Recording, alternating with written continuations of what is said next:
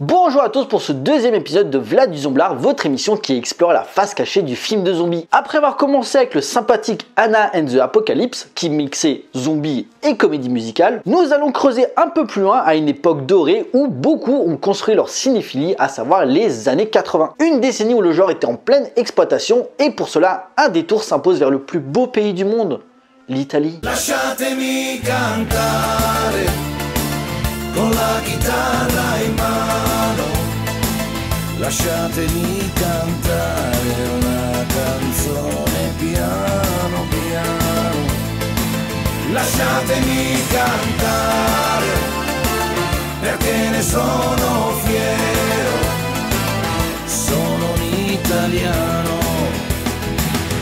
italiano vero. Ah, l'Italie, sa pizza, ses spaghettis, son tiramisu, la Juventus pour les fans de foot, ses superbes voitures, ses magnifiques femmes, mais surtout ses films de zombies ultra gore. Et oui, après le méga carton du Dawn of the Dead de Papi Romero, les studios italiens se sont dit le public qui est à fond dans ce délire là, il y a moyen de se faire du fric dessus, et le film du jour s'inscrit parfaitement dans cette mouvance. Amateurs d'hémoglobine, de membres arrachés, de revenants très lents ou encore de poufs super bonnes mais ultra connes qu'on veut les voir se faire zigouiller pour notre plus grand plaisir, vous êtes au bon endroit car Vlad du Zomblard.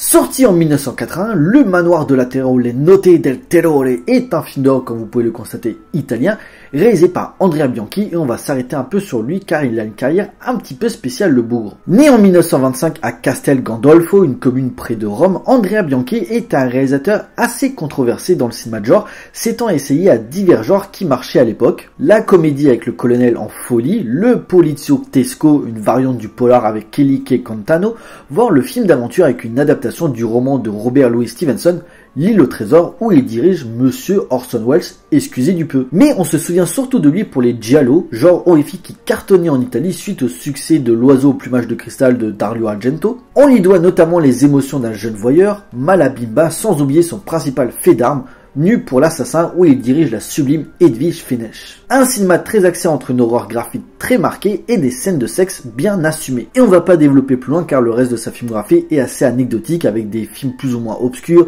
des DTV à l'intérêt limité et des pornos. Un cinéaste donc qui marie essentiellement épouvante et érotisme. Retenez bien ça, bande de petits coquins. L'histoire, un groupe de jeunes couples se rend dans la villa d'un riche industriel pensant y passer un week-end tranquille. Cependant, non loin de là, un spéléologue fou réveille une légion de morts-vivants. Ces créatures affamées, revenues d'outre-tombe, vont venir s'attaquer aux propriétaires et les inviter, tous piégés dans la résidence. Une nuit de cauchemar s'annonce. Sur un scénario ultra simpliste, comme la plupart des films de zombies, Le Manoir de la Terreur, à ne pas confondre avec la version de 1963 réalisée par Alberto De Martino, qui est aussi un film italien mais qui n'en est en aucun cas un remake. Celle de 1963 est totalement différente avec une approche beaucoup plus gothique. Andrea Bianchi livre une œuvre sans temps mort, mais par contre laissez votre incrédulité sur le bas-côté car il se moque totalement de toute logique. En effet, l'unité de temps est en total roue libre, les zombies sont horribles visuellement, les dialogues sont risibles, les acteurs jouent comme des pieds. D'ailleurs, niveau casting, Michael, l'enfant du film,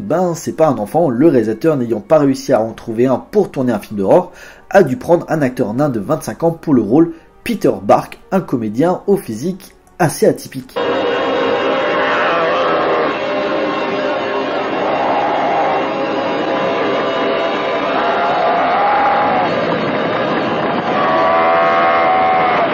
Sorti dans la foulée de l'enfer des zombies de Lucio Fulci, qui lança cette grosse vague de films de zombies en Italie, s'étalant sur presque une bonne dizaine d'années, Le Manoir de la Terreur s'inscrit plutôt dans un rapprochement négatif, parce qu'il ne l'égale même pas d'un orteil, il faut pas déconner quand même, de La Nuit des Morts-Vivants de Papi Romero. Une influence où un groupe se fait assager par des morts-vivants dans une unité de lieu bien distincte au fin fond de la brousse. On note également des références au massacre des morts-vivants de l'espagnol George Egro dans la façon de filmer son décor, voire pour rester dans l'Espagne, la saga des Templiers créée par Armando de Osorio, auquel un jour j'y reviendrai sur son final et sur la tenue très particulière des zombies.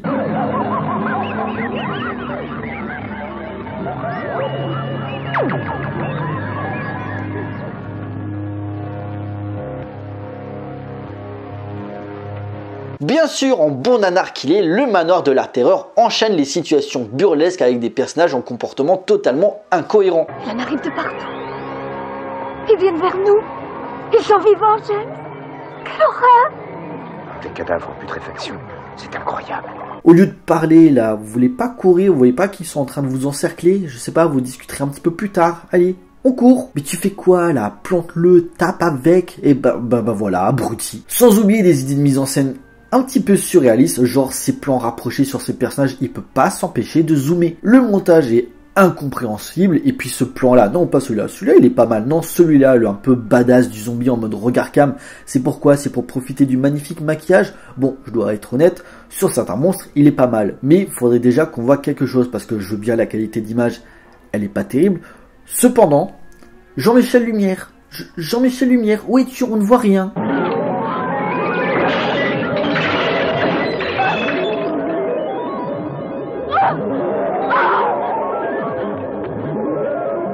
Bon, malgré tout ça, pourquoi je vous conseille quand même d'aller voir le Manoir de la Terreur? Ben parce que Andrea Bianchi nous livre une œuvre d'une grande générosité dans plusieurs domaines qui feront clairement plaisir aux amateurs du genre. Déjà, son rythme. Le film est très court, à peine 1h20, et après son ouverture qui nous fait émerger les morts de leur tombe, on nous présente les différents couples dans le manoir, chacun vaquant à diverses occupations, jusqu'au moment où les zombies commencent à les attaquer. Et là, c'est festival. Le Manoir de la Terreur est 100 temps mort, enchaînant les apparitions et les attaques spectaculaires des morts vivants avides de chair fraîche. Niveau gore également, vous allez être servi, il y a de quoi être pleinement satisfait.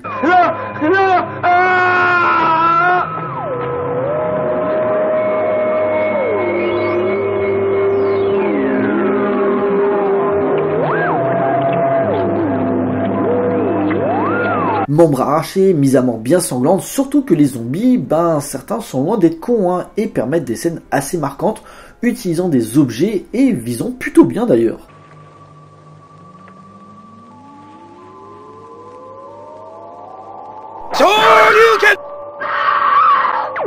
A noter que les humains dans ce type de production, on est toujours en train de souffler sur leur comportement totalement idiot et incohérent.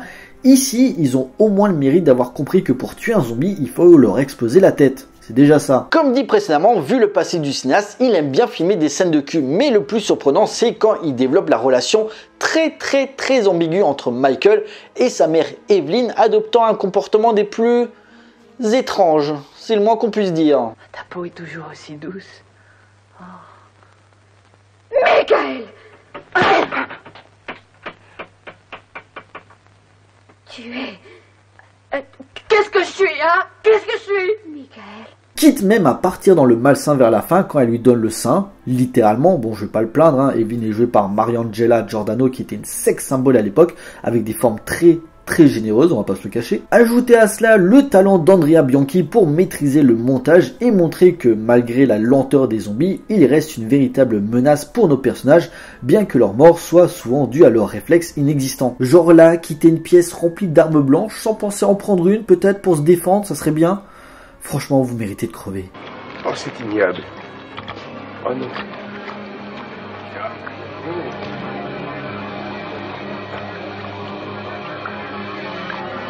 En conclusion, s'il tient son scénario sur un timbre-poste bien maigre, que la direction d'acteur est aux abonnés absents et que certaines scènes, notamment dans sa dernière partie, défient la compréhension de nous, simples mortels, l'improbabilité de l'ensemble, sa volonté d'en donner pour notre argent dans le gore décomplexé, sa musique angoissante, son côté amusant par son humour involontaire, accentué par la débilité de nos héros, mais surtout la relation oedipienne qui apporte un côté malsain, font du Manoir de la Terreur un divertissement assez fun, arrivant à se démarquer de ce qui se faisait des autres représentants transalpins qui sortaient au même moment. Un film de zombies dans la limite de l'expérimental, donnant un aspect cauchemardesque constant, à réserver aux amateurs de bisserie italienne pour une bonne soirée rigolade entre potes.